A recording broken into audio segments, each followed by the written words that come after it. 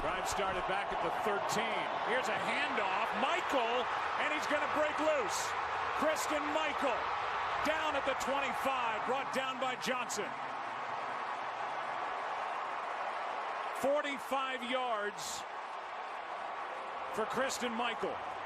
Well, I've seen Seattle do this a lot in the games that we've covered, Joe. They split out their wide receivers way out here, and they create a lot of space. I've never seen Seattle throw the ball out of that look. Every time we've called a game and they've gotten in the formation, they have handed it off. They do again to Christine Michael, and a heck of a game by him. It's Bryce Brown back in there for the touchdown.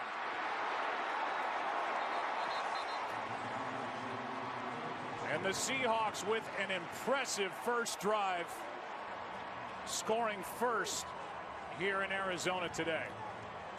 Well, Will Tukuafu, he's a lead blocker at the fullback position, and as I said, he clears out a hole, as you're going to see. He takes on the linebacker, and then it's just a matter of getting it across the goal line. And it's a great job of finishing off this drive after being stopped with the slide on second down.